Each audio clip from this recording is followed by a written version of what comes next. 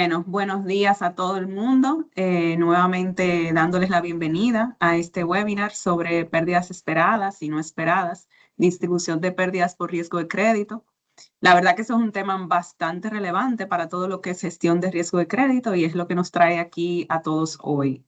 Tenemos un entorno bastante exigente y la verdad que fortalecer cómo se identifican y gestionan las pérdidas resulta clave para una toma de decisiones informada y una gestión de riesgos robusta. Agradecemos su participación en este espacio y esperamos que sea de gran valor para todos. Pero antes de continuar, les comentamos que al final de la sesión tendremos un espacio de preguntas y respuestas. Podrán realizarlas, sus preguntas, a través de la sección que tienen acá de Q&A o levantando la mano, en cuyo caso les estaremos habilitando el micrófono para que puedan hacer su intervención.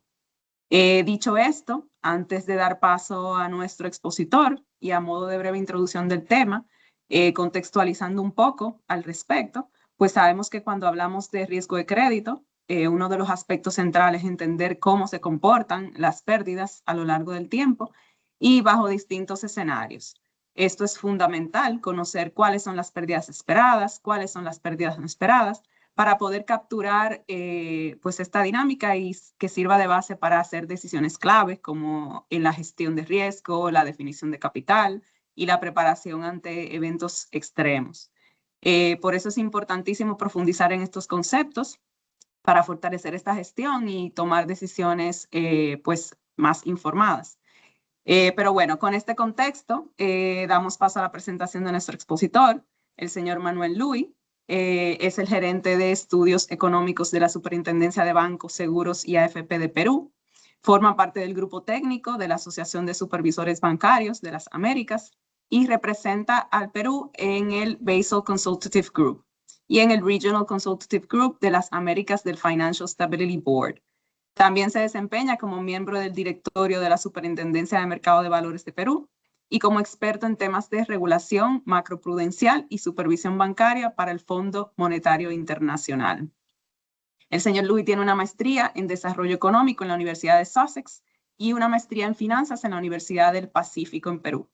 Y es licenciado en Economía por la Universidad del Pacífico, donde también ha sido profesor a tiempo parcial en cursos como Microeconomía, Economía Financiera y Econometría. Pues con esto le damos la palabra al señor Manuel Luis. Muy bienvenido, señor Luis, y adelante. Muchas gracias, Rosalía, Stephanie y al Club de Gestión de Riesgos por la invitación. Y a todos los participantes por darse un tiempo para escuchar un poco digamos, la visión que tengo de la distribución de pérdidas y de la construcción de parámetros de riesgos, así como un poco la historia de lo que hemos hecho acá en Perú, en la superintendencia para fines de supervisión. Por favor, Rosalía, si te escuchara mal o cualquier problema técnico que hubiera, me avisas y lo tratamos de solucionar en el mismo momento. Claro que sí.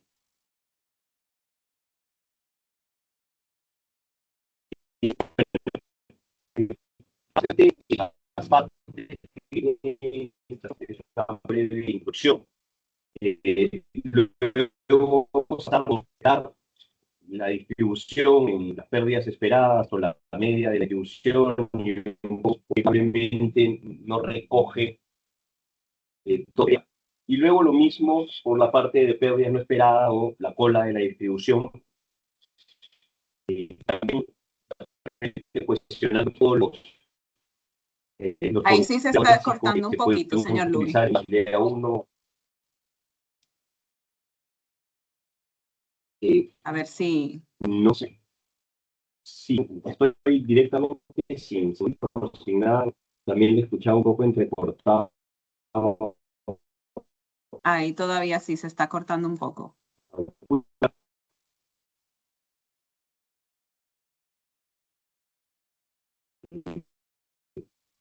La acción de internet o algo que estoy cableado ahorita, pero Creo que ahí, continúa hablando, a ver, creo que ahí se escuchaba mejor.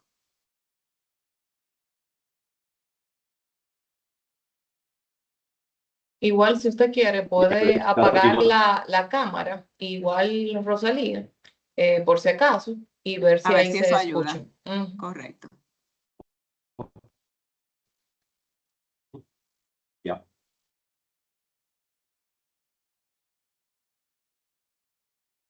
listo. A ver, ojalá esté un poco mejor ahora. Em, como le decía, y después vamos a ver ya la distribución de pérdidas completa y cómo hemos calculado los parámetros de riesgo acá desde la superintendencia.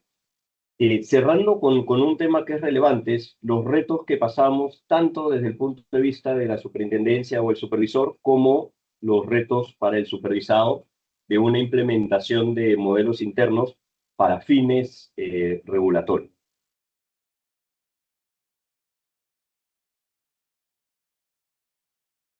Sí, lo primero que parece relevante es ver por qué seguimos trabajando tanto con este riesgo de crédito, que es un riesgo tradicional, y ahora se han sumado muchísimos riesgos nuevos, tema de ciberseguridad puede ser, tema de eh, intermediación de instituciones, digamos, no supervisadas o no bancarias, pero la mayoría de países, particularmente de la región que tiene sistemas bancarios simples, el riesgo de crédito sigue siendo el más relevante. Eh, Podemos pasar de los niveles de crédito sobre el total de activos de cercano al 70%, como lo tiene Chile, Perú, Costa Rica, Colombia, hasta algo más cercano al 60%, como lo tiene, por ejemplo, Guatemala, República Dominicana, ¿no? Entonces, el riesgo de créditos sigue siendo el más importante y una de las razones por las que alguna entidad puede entrar en problemas. Pero también es cierto que estos portafolios de riesgo son bastante diversos y heterogéneos.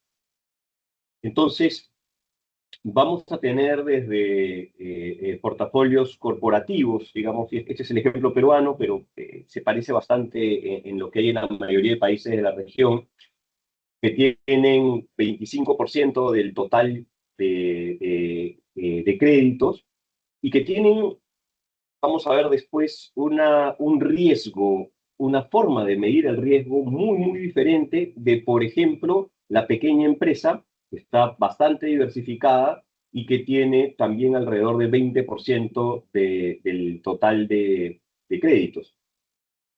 Y tenemos portafolios muy distintos, como el hipotecario, que está altamente colateralizado, digamos, es el que tiene menor severidad de pérdida, si uno lo comienza a ver desde los modelos, eh, pero que también está atomizado, ¿no? En muchas personas. Entonces, cada uno de estos tipos de créditos tiene que tener un modelamiento diferente. E incluso al interior del crédito hipotecario, uno puede encontrar segmentos más asociados a vivienda social y segmentos asociados a grandes hipotecas o hipotecas de valores muy altos, que van a tener riesgo diferente y que adicionalmente los determinantes del riesgo se comportan diferentes. Unos son más sensibles al ciclo económico que otros, entonces tenemos que tomar en cuenta mucho la heterogeneidad de nuestros portafolios, los que tiene cada banco, los que tiene cada sistema financiero, para poder hacer una segmentación adecuada. Alguna vez en una conversación que teníamos con un banco internacional de los más grandes del mundo, que tiene una sede que también funciona en Perú, lo que nos decían eran que sus modelos internos para portafolios de tarjeta de crédito tenían decenas de segmentaciones, solamente en tarjeta de crédito. Por lo tanto, tenían muchísimos modelos porque ellos habían encontrado diferencias significativas en los comportamientos. Entonces, es un poco hacia lo que se va, hacia identificar granularmente cada grupo homogéneo para poder determinar el riesgo del mismo. Yendo un poco a la parte de pérdidas esperadas y las típicas provisiones contables, le llamo las provisiones que están en la mayoría de reglamentos de la región, donde hay una tablita y hay unos porcentajes que se deben provisionar en función de los días de atraso. Bueno, la primera crítica que se le hace a este tipo de análisis es que no son prospectivos, ¿no? Y si nos ponemos en un momento como hoy, en donde de repente el 2000, y voy a hablar más de Perú porque lo conozco mucho más de cerca, el 2025 fue relativamente bueno. Y nosotros vemos cómo ha ido bajando los días de atraso, cómo ha ido bajando la morosidad. Una tablita de provisiones basadas en día de atraso no va a capturar para nada el potencial riesgo que tienen los shocks geopolíticos que vienen dándose en la actualidad. Entonces, uno que sigue estas tablas dice, bueno, todavía no se atrasó, el crédito está bastante bien, entre comillas, no hay riesgo. Pero eso no es cierto. Tenemos información de que se vienen acumulando un conjunto de choques, ¿no? Tenemos estos choques geopolíticos que se vienen juntando con algunos potenciales problemas en las economías más grandes del mundo, de que no estarían creciendo lo que se esperaría que crezcan en este año. Eso sumado a que probablemente van a haber algunos movimientos en tasas de interés que suelen perjudicar a las economías en desarrollo. Entonces, uno debería ir incorporando toda esta información que ya se conoce para tener un enfoque que sea más forward-looking. Bueno, esto es lo que busca un modelo basado en IFRS 9, basado en modelos internos.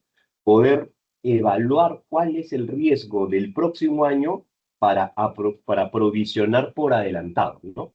Entonces, primero tenemos que pensar más prospectivamente cuando hagamos la evaluación de las pérdidas esperadas.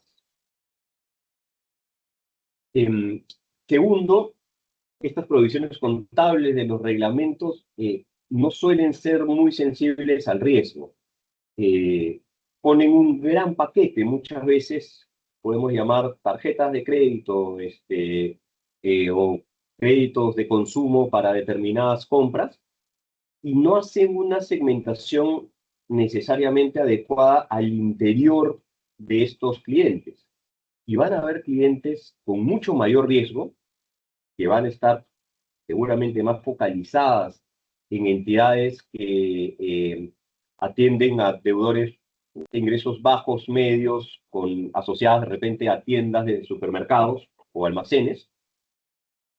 Y por otro lado, van a haber entidades que la mayoría de su crédito está más asociado a deudores de ingresos más altos, ¿no? Que fundamentalmente utilizan la tarjeta de crédito para viajes o para adquisición de algunos bienes, digamos, que no son de consumo permanente, ¿no? Entonces, también al interior de una entidad que pueda ser, digamos, más diversificada, estos grupos deben separarse, porque vamos a tener probabilidades de default muy diferentes en función del perfil del cliente. Incluso algunos clientes van a ser lo que se llaman totaleros, que son estos clientes que usan la tarjeta simplemente como un medio de pago y al final de cada mes, antes de que llegue a generarse los intereses, lo pagan. Entonces, el cliente transactor, como lo conoce Basilea, también debe ser tratado de una manera diferente porque implica mucho menos riesgo que un cliente que efectivamente toma crédito. Entonces, cuando hacemos comparaciones entre diferentes modelos, ¿no? Un modelo basado en pérdidas incurridas, como se ve en el gráfico de la izquierda, y un modelo basado en pérdidas esperadas, como se ve en el gráfico de la derecha. Esto, digamos, lo hemos hecho para todas las entidades peruanas, este gráfico representa eso. Lo que se ve es que es un ajuste mucho mejor en las pérdidas esperadas medidas digamos, con modelos, ¿no? Cuando uno trata de aproximar lo que ocurrió en la probabilidad de default promedio de cada entidad en los últimos años, ¿no? Entonces, el gráfico de la derecha muestra un ajuste bastante cercano a lo que verdaderamente ocurrió.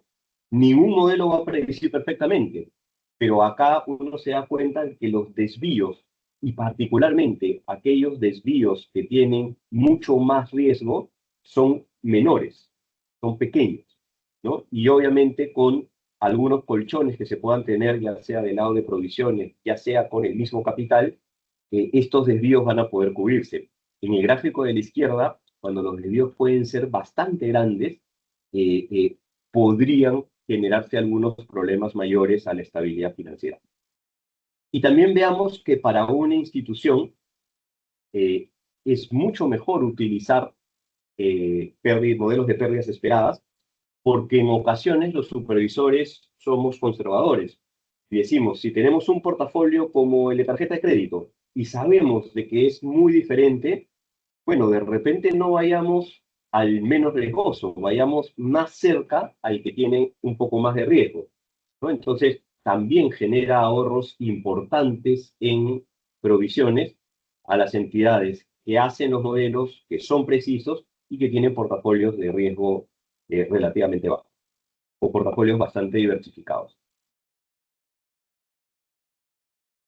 Algunos ejemplos, nuevamente, de lo que nos salía a nosotros para ver esta falta de sensibilidad al riesgo de tablas de provisiones contables, cuando vemos diferentes tipos de crédito, ¿no? Si uno ve en el gráfico lo que es gran empresa, que es el verde, o hipotecario, que es el gris, uno ve niveles bajísimos de probabilidad de default. Y a esto le tenemos que añadir que son portafolios que usualmente tienen colaterales.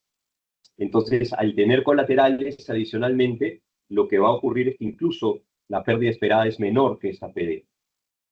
Y por otro lado, vemos la línea celeste, la línea azul, que tiene niveles de PD bastante altos, típicamente sin colaterales por el tipo de crédito, y que las tasas de provisiones contables estaban bastante lejos del riesgo real, ¿no? Entonces, un primer punto a considerar es, usualmente las tablas de provisiones, y lo he visto en los reglamentos de provisiones de la mayoría de países de la región, no recogen la verdadera variabilidad que tienen en riesgo los tipos de portafolio. Y tampoco recogen, por supuesto, la heterogeneidad de un mismo tipo de portafolio. Acá vemos varias entidades que tienen exactamente el mismo tipo de crédito de consumo, y algunas, como decía antes, se dirigen a segmentos de mayor riesgo, por lo tanto tienen probabilidades de incumplimiento de 10% o más, y otras entidades se dirigen a segmentos de menor riesgo, en donde pueden tener probabilidades de incumplimiento, ¿no? Promedio de menores al 4%. Pues hay una diferencia muy significativa y que debe ser recogida, obviamente, por cada institución financiera para tener adecuadas provisiones, como por el supervisor, ¿no? Para garantizar la estabilidad financiera.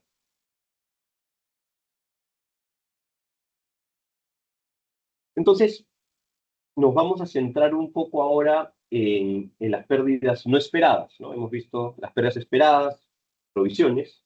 Ahora veamos brevemente pérdidas no esperadas que deben ser cubiertas con capital. Y acá un poco las cosas que comenzamos a observar son que los diferentes tipos de crédito, y si uno sigue tal cual lo que dice Basilea 3, lo que dice Basilea 2, incluso lo que dice Basilea 1, uno ve que las realidades locales no necesariamente se ajustan a las calibraciones de los requerimientos de capital por Basilea, ¿no? El primer ejemplo que hemos visto acá, en un concepto de MIPE de Basilea, una MIPE europea, una MIPE que suele tener facturación cercana al 1.000.000 de euros, una MIPE formal que paga impuestos, que tiene trabajadores en planilla, pues claro, al ser un portafolio muy diversificado, en la visión de Basilea se disminuyen los riesgos y por lo tanto hay que ponerle una carga de capital menor, 75% de ponderado. Bueno, esa MIPE, en el caso peruano, es una MIPE fundamentalmente persona natural con negocio, es una empresa, es muy pequeña, la facturación es bastante menos de lo que se considera en Europa, y por lo tanto, pese a la diversificación, no alcanza a tener esa reducción tan importante de riesgo. Entonces, el ponderador más adecuado sigue siendo 100% y no 75%. Otro ejemplo que hemos calibrado, y después les voy a mostrar algunas fórmulas que hemos utilizado en el proceso de calibración. Los deudores transactos, o estos que llamamos totaleros, ¿no? Que usualmente toda su tarjeta de crédito la pagan al final de mes. Bueno, lo que hemos visto acá es que efectivamente sí genera una reducción de riesgo respecto al 100% del ponderador que tiene un cliente que utiliza el crédito, la tarjeta de crédito como elemento de crédito, pero también se observa que cuando deja de ser totalero y pasa a tener deuda, el riesgo no se disminuye tanto. Pues otra vez, en lugar de un 45%, consideramos 65%. Y también hay elementos que funcionan un poquito diferente, ¿no? En la cartera corporativa, por ejemplo. Si uno considera las tablas de Basilea debido a que el soberano peruano es un triple B, ponderaría el equivalente a 75%, y uno da una visión real de lo que es el riesgo histórico, al menos de las empresas corporativas, puede dar un valor menor, ¿no? Entonces, ahí uno tiene que tomar algunas decisiones y decir, ok, nunca por debajo del riesgo soberano o mantengo esta calibración, ¿no? Debido al historial de default que ha habido, ¿no? Entonces, otra vez, acá un poco el mensaje es los esquemas de métodos estandarizados con los ponderadores de Basilea son bastante buenos, interesantes para seguir antes de ir a modelos internos. Sin embargo, una calibración con data local va a ayudar mucho a tener ponderadores más adecuados. Y estos mismos ejercicios los debería hacer cada una de las entidades con la finalidad de evaluar el capital económico. En estos ejercicios de regulación también está el ICAP, o el ejercicio de autoevaluación de capital.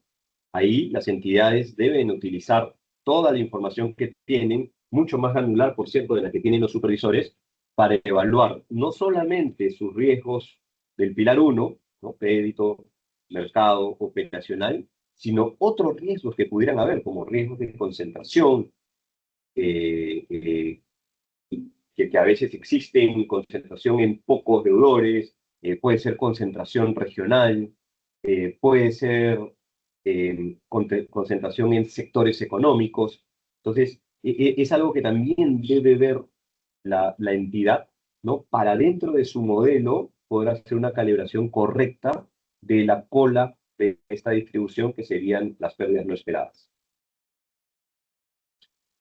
Entonces, un poco ya juntando la pérdida esperada y la pérdida no esperada, nosotros podemos ver que lo que tenemos es una única distribución. Sencillo, una vez que tenga los parámetros, que podemos saber un poco las maneras de calcularlo, que si yo conozco esta distribución, yo puedo identificar, por un lado, la media de la distribución. Bueno, esa es mi pérdida esperada, esas es las provisiones que yo debería tener, y por otro lado, la cola de la distribución, que se puede poner al 99.9 o lo que, digamos, se termine decidiendo que es el riesgo tolerable, Basilea propone el 99,9 de confianza, en donde acá tenemos la diferencia entre la media y la cola, es el capital que debe tener la entidad para enfrentar los riesgos que están considerados que podrían ocurrir en un siguiente periodo, ¿no? La pérdida esperada es lo que creo que puedo perder y mi esperanza de pérdida en un año. Y la pérdida no esperada es si ocurrieran un conjunto de choques que me llegan a pérdidas del 99,9%, ¿ok? ¿Cuánto capital debería tener para enfrentarlo? Básicamente, esa es la idea de la distribución y como funcionan con los mismos parámetros, una vez que uno tiene un valor, tiene el otro. ¿Para qué sirve? ¿Por qué es importante tener este capital? Primero, para preservar la solvencia, ¿no?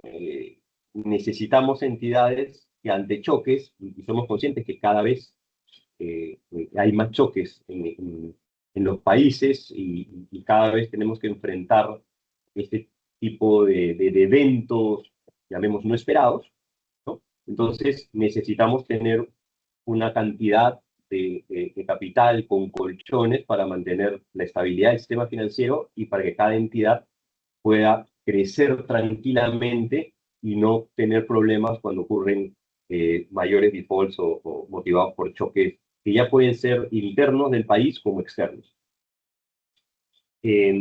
Bueno, cubrir pérdidas futuras, de todas maneras, lo ideal de las provisiones, pensando en modelos IFRS, es tener las provisiones para cubrir las pérdidas esperadas del siguiente periodo, del siguiente año. No ser reactivo, sino ya tenerlo lo que va a ocurrir, ¿no? Identificar riesgos potenciales es bastante interesante, porque esto va un poquito más allá de si yo cargo X capital o X provisiones. Yo, a la hora que segmento muy bien mi portafolio, yo puedo conocer cuáles son aquellos que son más volátiles. Es decir, que eventualmente pueden generarme mayores pérdidas. Y también puedo detectar concentraciones en determinados factores. Por ejemplo, si hay una economía exportadora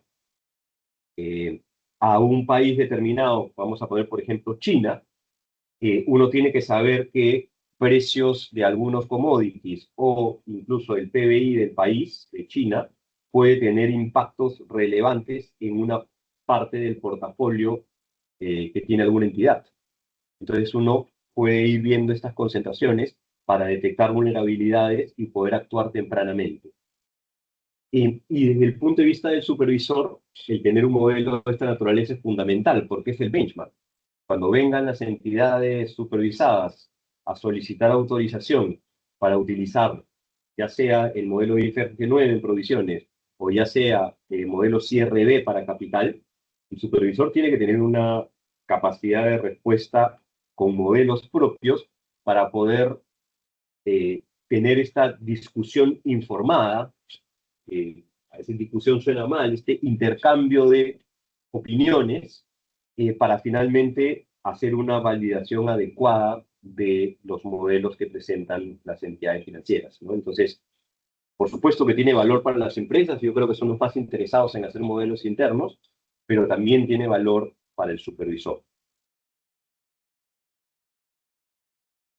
Yendo un poco ya a los parámetros, cómo se calcula esta pérdida esperada y esta pérdida no esperada. Acá tenemos, la primera parte es la pérdida esperada. Bueno, básicamente es una multiplicación para hallar la que se conoce como expected loss o pérdida esperada, de la probabilidad de default, LGD, que es la severidad de la pérdida, y EAD, que es la exposición en el momento del default, ¿no? Y es importante reconocer que para calcular la exposición en el momento del default, yo tengo que incorporar también las exposiciones indirectas, las líneas de crédito, por ejemplo, que utilizan un factor de conversión crediticia, que lo que va a hacer es transformar qué parte de esta línea de crédito que hoy no está siendo utilizada se va a convertir en deuda efectiva en el momento del default. Entonces, la pérdida esperada es bastante directa porque termina siendo una multiplicación. Ya en el caso de la pérdida no esperada, pues usualmente se utilizan fórmulas. Y las fórmulas han venido básicamente de los ajustes de Basilea, ¿no? Desde Basilea II existe una fórmula que uno fundamentalmente lo que hace es, en base a estos parámetros de PD y LGD, hallar ese punto del 99,9, ¿no? de pérdidas posibles, ¿no? Y luego, si uno quiere, puede, a partir del valor que le sale, el valor que sale acá es un valor de la distribución y sale como un porcentaje de la exposición. 8%, un 5%, ese es el valor que sale de la fórmula. Después uno puede convertirlo en un ponderador de riesgo para sus métodos estandarizados, ¿no? Nuevamente, si un supervisor convive con entidades de alta sofisticación que van a ir a un modelo IRB, entidades de menor sofisticación que no van a poder, digamos, acumular la data o hacer todos los esfuerzos para hacer este tipo de modelos, lo que el supervisor debe hacer es hacer los cálculos de ponderadores, pero basados en la data real y no necesariamente siguiendo los ponderadores directamente del estándar internacional. Entonces, conociendo estos parámetros, ¿no? La PD, la LGD, la EAD, que es la exposición, uno finalmente puede hallar tanto lo que se requiere de provisiones como lo que se requiere de capital. Y más o menos cómo estas fórmulas nos llevan a ver la composición de provisiones y capital. Bueno, básicamente lo que nosotros vemos es que para niveles muy bajos de riesgo, cercano al cero, las pérdidas esperadas son muy bajitas, ¿no? Y tengo algo de capital, ¿no? El capital es lo que protege, porque yo espero perder poco, pero puedo perder más. Y conforme se va materializando el riesgo, nos vamos dando cuenta que las provisiones lo son todo. Porque, claro, si ya conozco que la pérdida esperada es el 100%, porque es un crédito que va a caer de todas maneras, ¿ya para qué pongo capital? Ya todo está provisionado, ¿no? Entonces, acá hay una relación interesante que se da entre las pérdidas esperadas, las pérdidas no esperadas, cuando uno conoce la distribución de pérdida, que nos lleva a la composición entre provisiones y capital.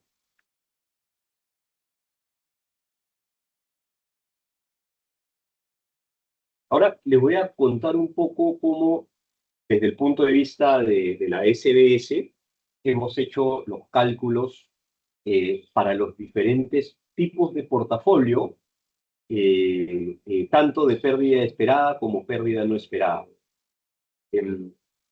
A ver, primero la parte mayorista. Esta es la parte que está más avanzada y la tenemos más avanzada y ya terminamos todos los nuevos diseños porque representa una porción muy importante de el crédito en el sistema financiero peruano. Si sumamos el crédito corporativo que tenemos acá con gran empresa, hablamos de unas menos de 7.000 empresas, pero que terminan representando una porción muy significativa del portafolio, ¿no? Es más de un tercio del portafolio, nosotros lo tenemos en este tipo de empresas. Y es importante notar que son poquitas. El seguimiento es bastante sencillo. Luego ya vemos portafolios como la pequeña empresa, la microempresa, consumo, tarjeta de crédito, en donde hablamos de millones de deudores. Entonces, para empezar, el seguimiento es bastante diferenciado, ¿no? Entonces, nosotros hemos hecho esta segmentación y ahora les voy a pasar a explicar cómo calculamos en cada caso la distribución de pérdidas. Primero, veamos lo que llamamos modelos granulares, que tiene el objetivo de ver a la gran empresa y al corporativo. a este grupo de menos de 7.000 empresas que nosotros las analizamos una por una. ¿Por qué tenemos que hacer este análisis a diferencia de economías más desarrolladas que, digamos, simplemente ponen una tablita de rating y diferentes cargas de capital? Bueno, porque en el Perú la mayoría de empresas no tienen un rating de una clasificadora al estilo Moody's, al estilo Fitch. Simplemente no tienen una clasificación de riesgo. Entonces, ante la ausencia de un rating externo, hemos producido un rating que le podemos llamar interno del supervisor. Los bancos tienen sus propios ratings internos y lo que se hace finalmente en los procesos de supervisión es contrastarlos. ¿Cómo hemos construido estos ratings? Bueno, fundamentalmente hemos tomado 6 elementos de riesgo con diferentes ponderadores que van liquidez, eficiencia, rentabilidad, apalancamiento, madurez y riesgo cambiario crediticio, porque somos una economía parcialmente dolarizada. Y a partir de esos ratings que tenemos de indicadores financieros, incluimos variables macroeconómicas para comenzar a ver las relaciones históricas y cómo se mueven estos indicadores. Por ejemplo, si estamos hablando de un exportador de cobre, bueno, el precio del cobre de todas maneras va a generar variaciones relevantes en sus indicadores.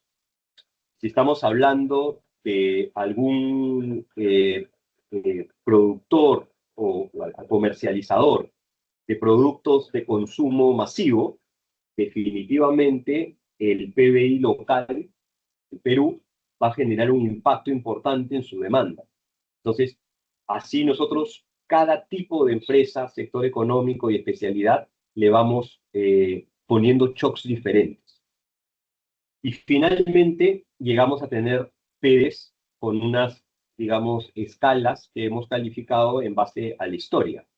Un poco más de detalle lo ponemos acá, ¿no? Las fuentes de información que tenemos es básicamente los estados financieros de las empresas, que recibimos en parte a través de un reporte que nosotros tenemos, que recibimos de todas las empresas corporativas grandes y gran parte de las medianas. Pero adicionalmente tenemos convenios con la autoridad tributaria de acá, que nos remite alguna información sin información anónima, por supuesto, pero dentro de determinados rangos a las empresas. Y, digamos, juntando esa información, nosotros vamos construyendo estos ratings. Trabajo pesado, sí lo era. Ya dejó de serlo, porque ahora podemos analizar estas casi 7.000 empresas por 7 sectores económicos, evaluando 12 indicadores financieros diferentes y haciendo una clusterización de 85 modelos, ¿no? Para que cada subsegmento opere de la mejor manera y tenga la mejor aproximación. Hemos hecho una calibración de 14 años, más de 1 millón de datos, y hoy lo podemos hacer cada actualización en 21 segundos.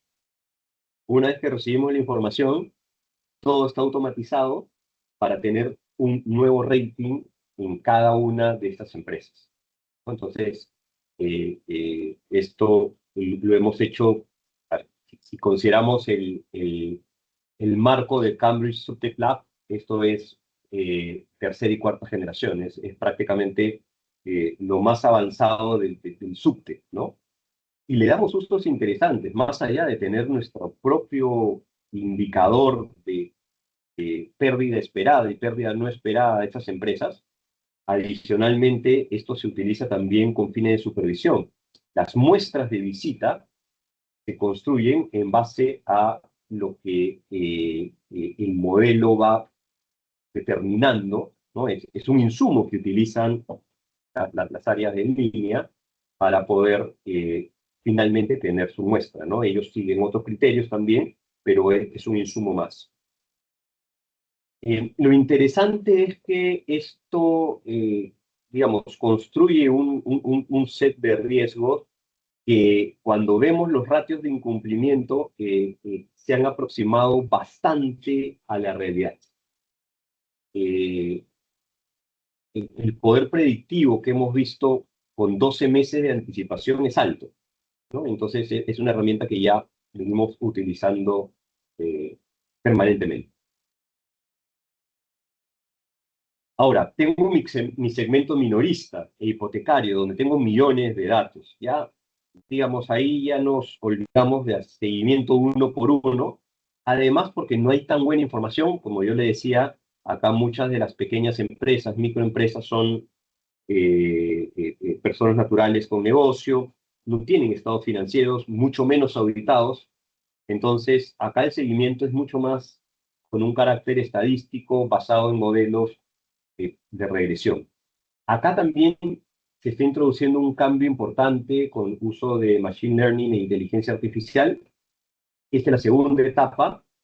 Por ahora, lo que estamos haciendo son modelos de paneles dinámicos, como hubieron antes 15 modelos basados en una mezcla de tipo de empresa, sector económico, tipo de crédito, y utilizando data desde el 2008 hasta el 2025. ¿No? Esto me da básicamente dos resultados, ¿no? Cuando yo tomo la media de todo este periodo, yo tengo una PD through the cycle que yo puedo utilizar para fines de capital. Pero al mismo tiempo, yo tengo un modelo que me permite ponerle inputs de lo que pienso que va a pasar el próximo año para yo tener una PD point in time que me va a servir para fines de pérdida esperada o provisiones. Entonces, la data la utilizamos para ambas cosas. Siguiente paso, tenemos severidad de la pérdida.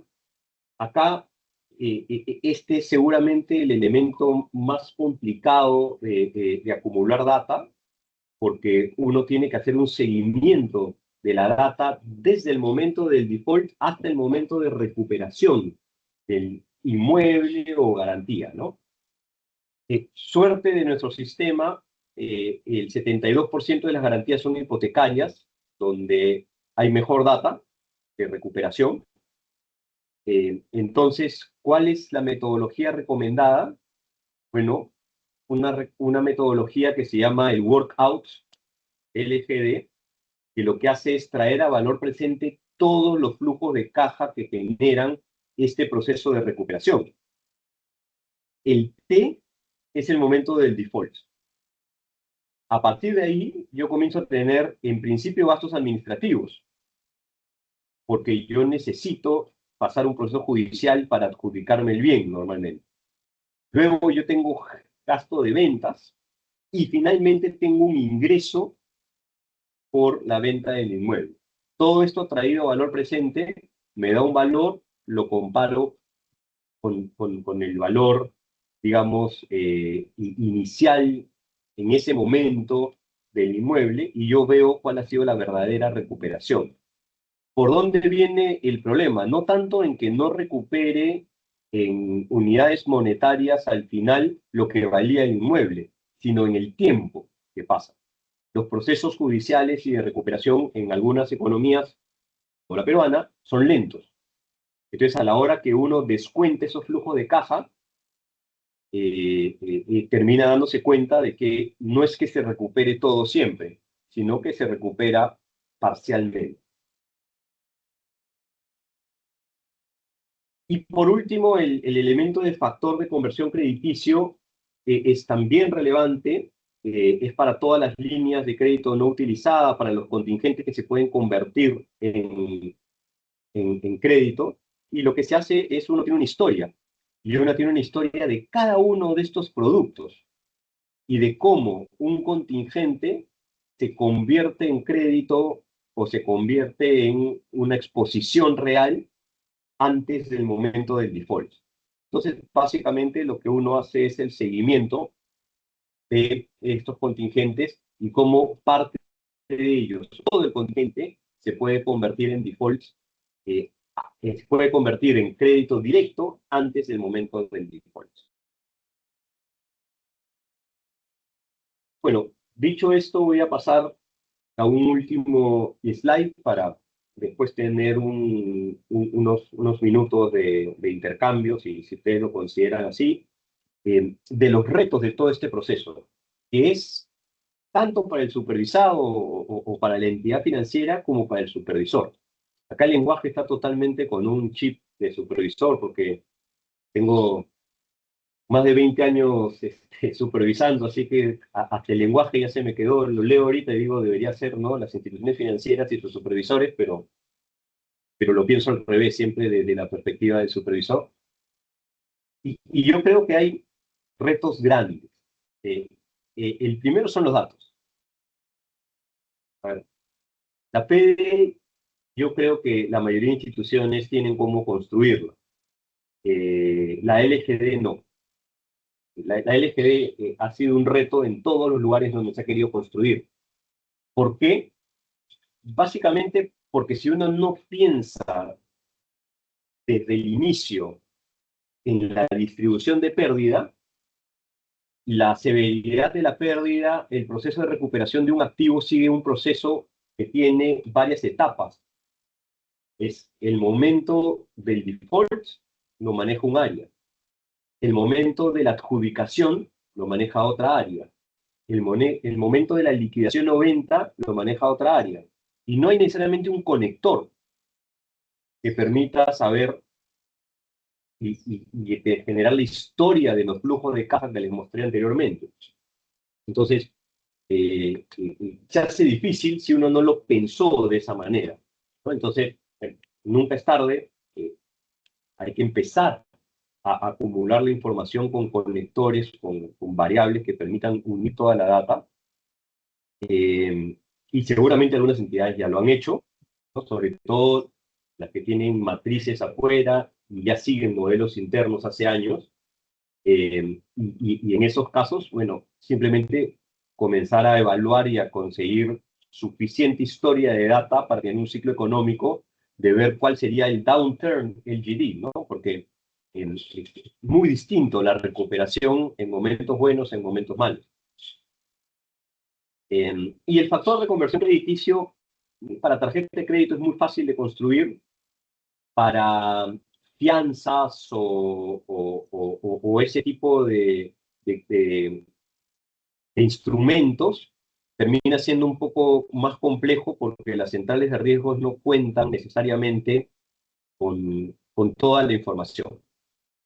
Entonces, también es algo que hay que pensarlo con fines de distribución de pérdida y comenzar a construirlo. El capital humano es fundamental, ¿no? Desde la perspectiva de las instituciones financieras,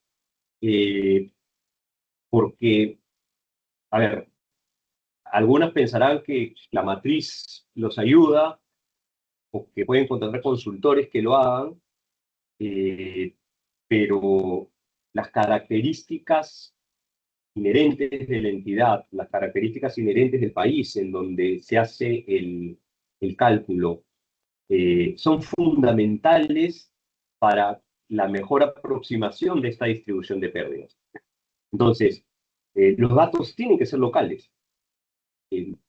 No se vale que tengo varias entidades en la región, entonces voy a hacer un promedio de, no sé, de Colombia, Brasil y Chile para representar los parámetros de Perú. ¿No? Eso es imposible, el riesgo es totalmente distinto.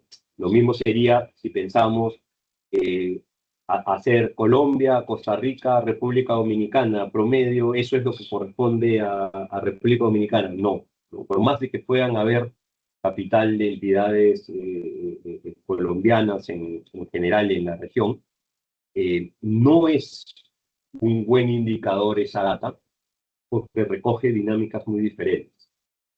Entonces, se tiene que tener el capital humano para poder construir esto.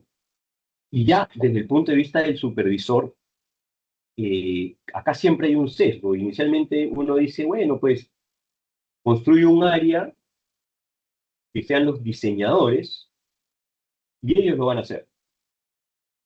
Es cierto, pero luego todo el grupo de supervisión tiene que entender exactamente el mismo lenguaje, porque es el llamado a supervisar a las entidades, a validar los modelos de las entidades, a ver cuando hay desvíos relevantes. Entonces, el lenguaje de supervisión cambia muchísimo. Ya no es el ver un estado financiero y tener una discrepancia de que este crédito no es categoría 1, sino es categoría 2, porque yo veo acá algo, o porque se atrasó en 10 días, hace 3 meses, sino es algo mucho más, igual de importante que el ojo del supervisor, este feeling que tiene el supervisor el ojo clínico de ver dónde puede haber un problema, pero es mucho más sofisticado el análisis, ¿no? Entonces, acá se tienen que combinar ambos perfiles de supervisores y eso toma tiempo porque uno puede fácilmente armar un equipo de 10, 20 personas que vean esto, pero los equipos de supervisión son mucho más grandes. La heterogeneidad es fundamental acá, ¿no? Una entidad que se basa en consumo, en crédito para grandes almacenes, es totalmente distinto de una entidad que tiene un portafolio diversificado y que tiene ciertamente consumo, pero que también tiene temas empresariales. Hay que recoger la heterogeneidad. Un modelo no calza todo, de ninguna manera. Comunicación entre la industria, entre el supervisor, con hojas de ruta, con tiempos apropiados, es fundamental. El proceso de aprendizaje que se da especialmente con las entidades que ya tienen modelos internos, que ya hacen IFRS 9, no para fines del regulador local, sino para fines de la matriz y del regulador global, es muy importante. Hay aprendizajes que se pueden pasar con facilidad para que el supervisor también aprenda del supervisado, ¿no? Y los incentivos, ¿no? El incentivo del supervisor siempre va a ser conservador y tratar de poner un método estandarizado conservador. El objetivo del banco va a ser: veamos cómo hacemos para que esto sea lo menos posible, para tener la menor cantidad de provisiones posibles, porque esto me va a permitir tener más utilidad en el corto plazo. Bueno, acá los incentivos tienen que comenzar a trabajar conjuntamente y para eso es el proceso de validación del modelo, porque el objetivo final que debería haber es la estabilidad financiera a largo plazo y para las entidades financieras es la utilidad, pero la de largo plazo, ¿no? Si uno está bien provisionado hoy, tiene espacio para ganar dinero muchos más años, ¿no? Pero a veces hay esta disputa entre la parte comercial y la parte de riesgos que es fuerte y es relevante. En tiempos buenos siempre el comercial tiene la razón. El problema es que en tiempos malos el que tiene razón es el de riesgos y a veces es muy tarde, ¿no? Entonces, este es un poco los retos que veo para el proceso. No es un proceso rápido, es un proceso largo, pero es un proceso que, bueno, que empezó en la República Dominicana y es muy bueno que esté así y que tiene que continuar hasta llegar a la mayor capacidad, tanto de entidades como de supervisor, de conocer esta distribución de pérdidas.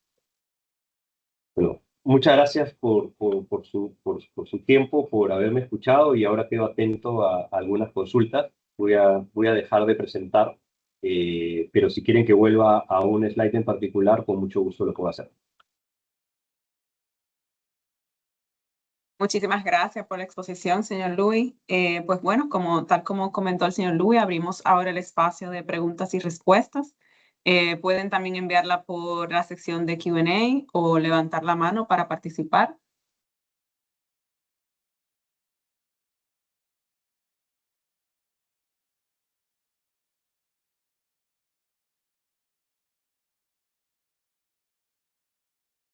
Aquí vemos una pregunta. Señor Luis, ¿qué tasa recomiendas usar para descontar los flujos en el LGD? ¿La tasa del crédito, el WACC, el COC? ¿Qué opción recomienda? Es una pregunta bastante interesante, gracias por plantearla. A ver, nosotros hemos utilizado y la recomendación es que sea la tasa de interés del crédito original, porque es el costo de oportunidad que tiene la entidad de ese dinero que está estacionado, ¿no? Si hubiese recuperado, seguramente lo hubiese colocado en un crédito del mismo riesgo, crédito similar, otro hipotecario, por ejemplo. Entonces, nosotros recomendamos que se use la tasa de interés del crédito. Señor Luis, un paréntesis. Si quiere, en esta sesión de pregunta y respuesta, entiendo que puede prender la cámara. Perfecto. Gracias. Tenemos una segunda pregunta. En una institución, el core financiero no se enlaza con sistemas de scoring, ni internos ni externos, y además no mantiene un registro correcto del valor de las garantías. De manera paralela, tienen una herramienta que calcula la pérdida esperada en base a la información extraída del core. Como supervisor, ¿qué nivel de confiabilidad tiene esa pérdida esperada si sabemos que esas variables no son precisas en el core?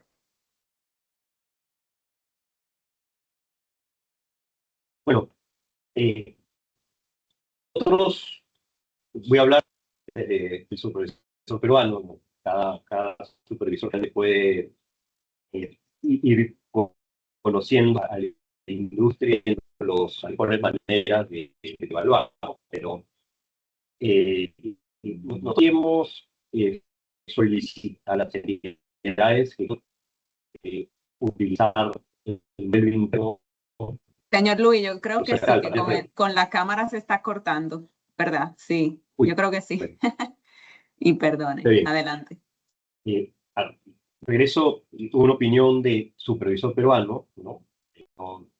No quiero meterme en soberanías de otros supervisores, pero nosotros sí lo que hemos solicitado es que se acumule la información.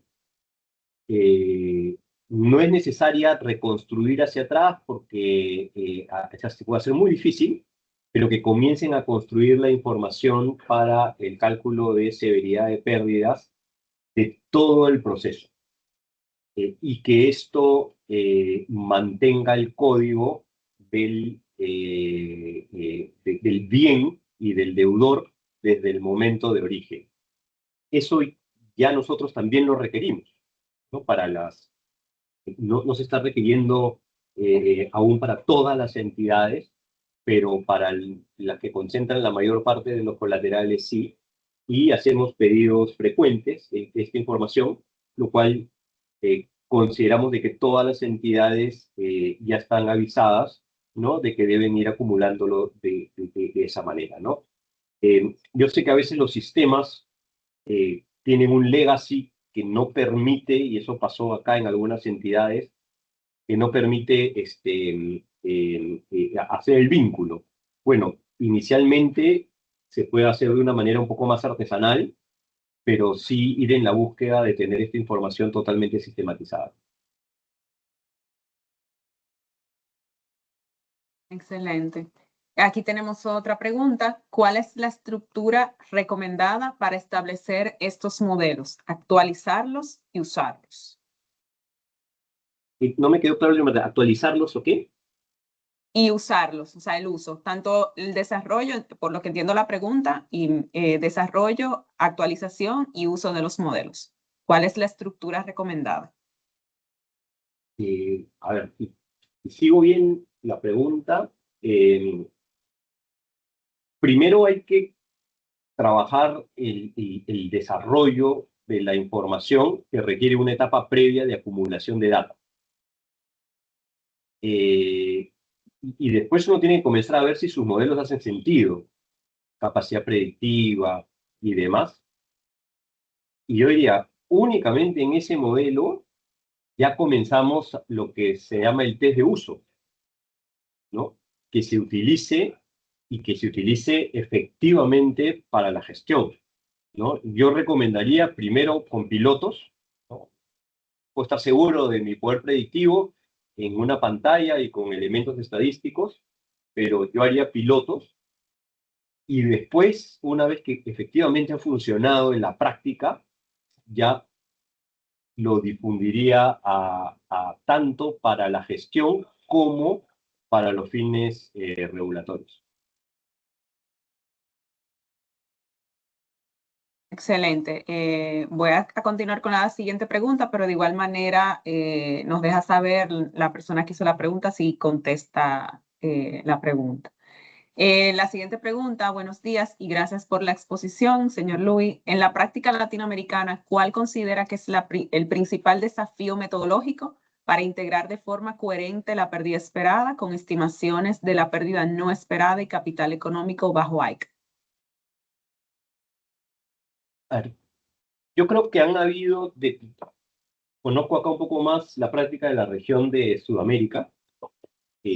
Los países que hemos ido por este camino hemos tenido dos dificultades, ¿no? La primera fue la severidad de la pérdida. La mayoría de entidades no la tenía, entonces algunos solicitamos un esfuerzo de reconstrucción de unos años para poder empezar. Eso lo hicimos nosotros en el 2016, si no me equivoco, lo que permitió tener data cercana al 2010, y de ahí en adelante sí, data buena.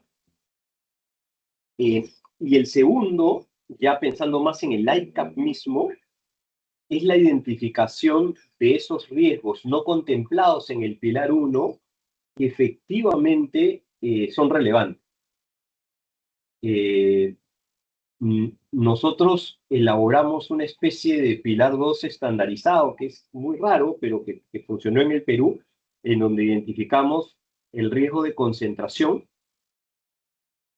tanto individual como por sector económico, como por zona geográfica, porque los shocks son muy diferentes en nuestra geografía, tasa de interés en el banking book, que ahora lo estamos sacando de ahí y poniendo una carga diferente, y algo que llamamos en su momento propensión al riesgo, pero que ya retiramos, que puede haber entidades que eran altamente riesgosas, pero como ya estamos yendo hacia modelos, ya ese lo podemos retirar.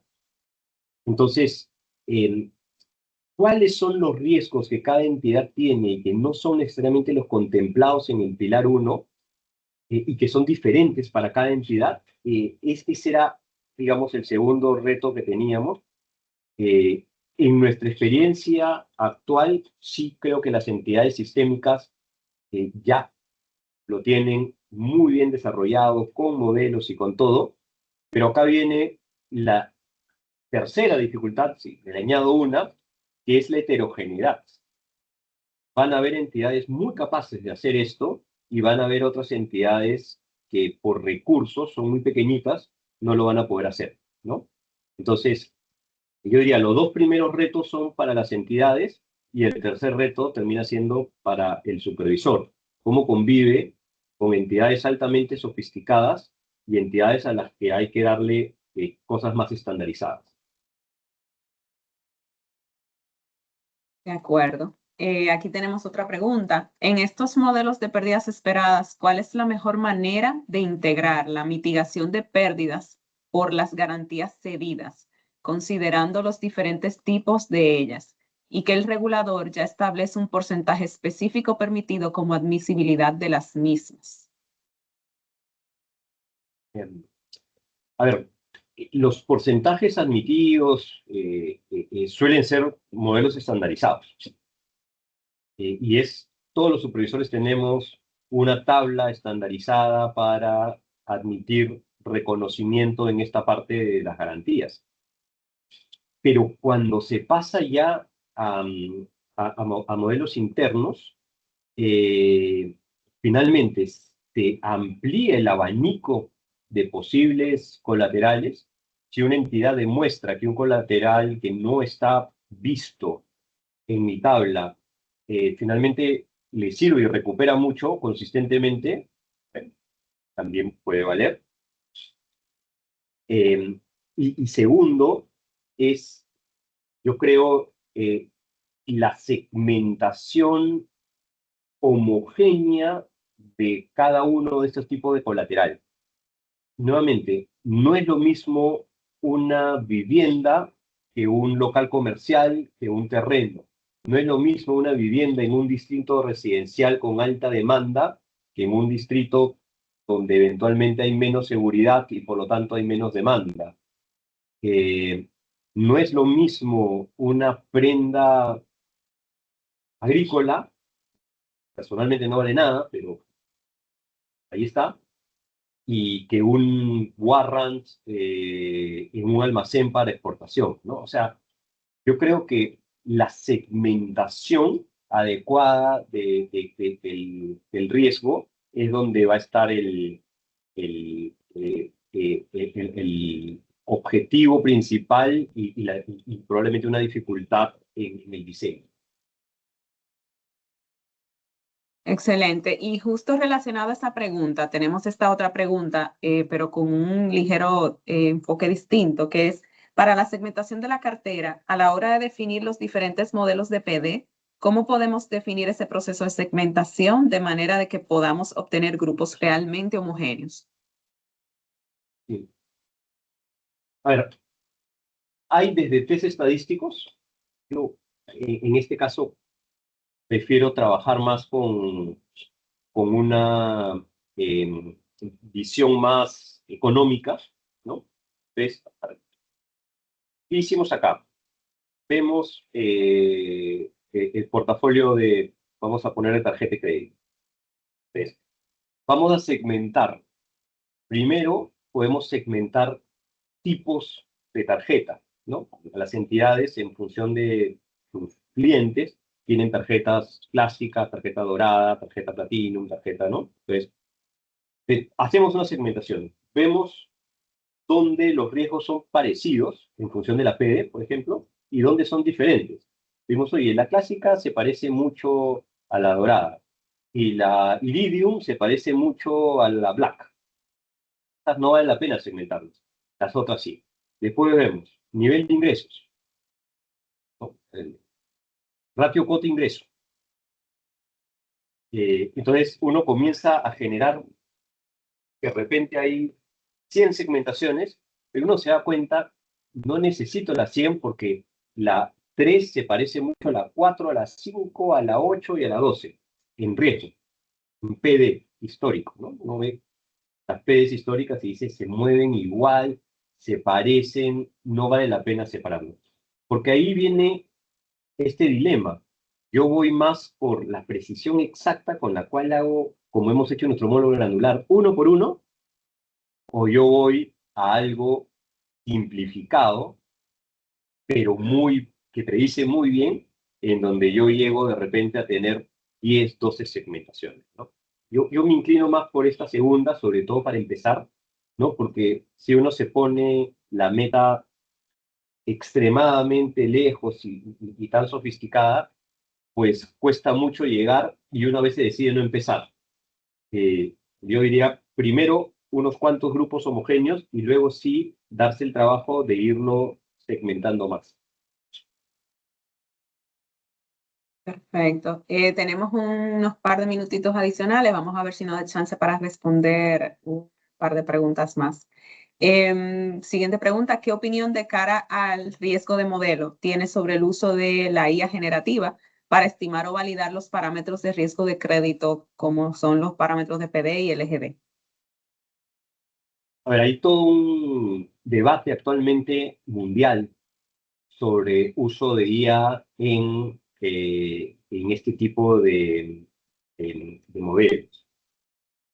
Yo creo que el riesgo modelo existe y por eso cada modelo dentro de la entidad tiene que ser el que lo genera y tiene que tener un proceso validador interno.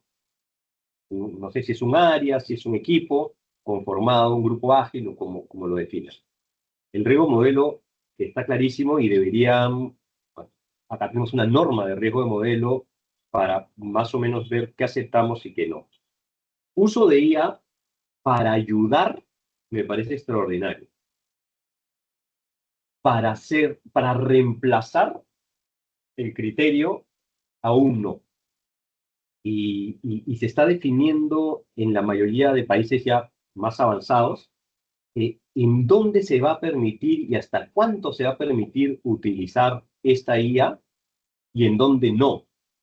Y ahorita hay dos vertientes, ¿no? La americana, que es más de impulsarla y quizá un poquito de desregular ahorita, y la europea, que es más de controlarla mucho para evitar, ya no sé si alucinaciones o problemas que suele tener el uso de estas herramientas, ¿no? A ver, yo me voy más por el modelo europeo, más conservador, pero yo creo que se puede utilizar para que te dé una opinión, para que te valide algo, pero no va a reemplazar de ninguna manera el criterio de un área de riesgos que valide, ¿no? Perfecto.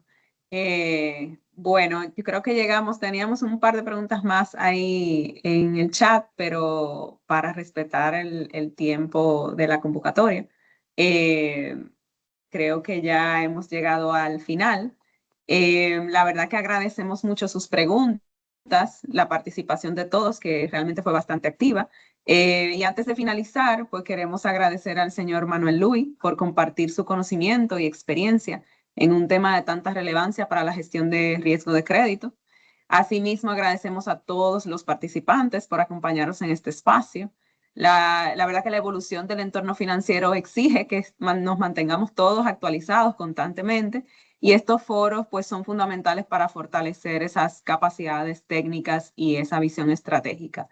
Los invitamos a seguir participando en este tipo de eventos que pone a disposición el Club de Gestión de Riesgo de la República Dominicana, las cuales contribuyen a una gestión de riesgo cada vez más robusta y alineada con las mejores prácticas. Y nuevamente, pues muchas gracias a todos por su participación y que tengan un excelente